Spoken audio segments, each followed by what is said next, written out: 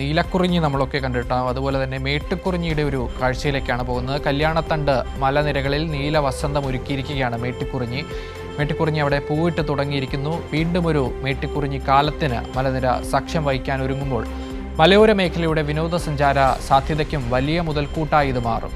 കുറിഞ്ഞിപ്പൂക്കൾ തേടി നിരവധി ആളുകളാണ് ഇപ്പോൾ തന്നെ മല കയറുന്നത്. കട്ടപ്പന നഗരത്തോട് ചേർന്നു നിൽക്കുന്ന സമുദ്രനിരപ്പിൽ നിന്നും ഏറെ ഉയരത്തിലുള്ള കല്യാണത്തണ്ട് മലനിരകളിൽ നിർമ്മല സിറ്റി കല്യാണ മേഖലകളിലെ പാറയിടുക്കുകളിലും പുൽമേടുകളിലുമാണ് ഇവ മുട്ടിട്ടു നിൽക്കുന്നത്. അടുത്ത ഏതാനും ദിവസങ്ങൾക്കുള്ളിൽ മലനിരകൾ പൂർണ്ണമായും നീലയും പർപ്പിളും കലർന്ന പുഷ്പങ്ങളാൽ മൂടപ്പെടും. ഇടുക്കി ജലാശയത്തിന്റെ മനോഹരമായ പശ്ചാത്തലവും തണുത്ത കാറ്റും ഒപ്പം കുറിഞ്ഞി വസന്തവും കൂടിയാകുമ്പോൾ മല കയറിയെത്തുന്ന സഞ്ചാരികൾക്ക് സ്വർഗീയ പ്രതീതിയാവും കല്യാണത്തണ്ട് സമ്മാനിക്കുക.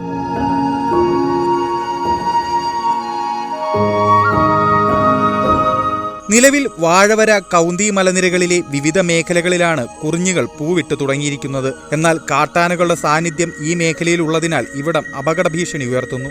ഇതോടൊപ്പം നിർമ്മല സിറ്റി കല്യാണ മലനിരകളിലും മേട്ടുക്കുറിഞ്ഞി ചുരുങ്ങിയ ദിവസങ്ങൾക്കുള്ളിൽ പൂവിട്ട് തുടങ്ങും.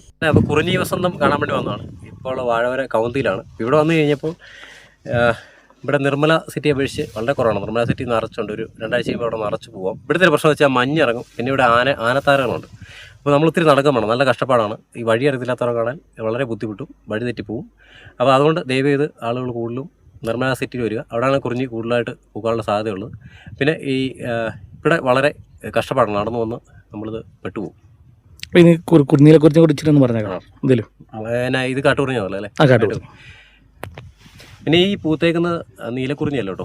2 വർഷത്തിൽ പൂക്കുന്ന കാട്ടുകുറിഞ്ഞി അല്ലെ മേട്ടുകുറിഞ്ഞിയാണ്. നീലക്കുറിഞ്ഞി നമുക്ക് ഇത്തവണ പൂക്കാൻ സാധ്യതയുള്ള ലക്ഷ്മി ഹിൽസിലാണ്, മൂന്നാറിലെ മലനിരകളിലാണ്. എന്നിരുന്നാൽ കൂടി കാൽവരമൗണ്ടിൻ്റെ ബാക്ക്ഗ്രൗണ്ടും കല്യാണത്തിൻ്റെ ഈ മനോഹര വ്യൂ ഒക്കെ വന്ന് ഈ മേട്ടുകുറിഞ്ഞിനെ ആസ്വദിച്ച് മടങ്ങുക.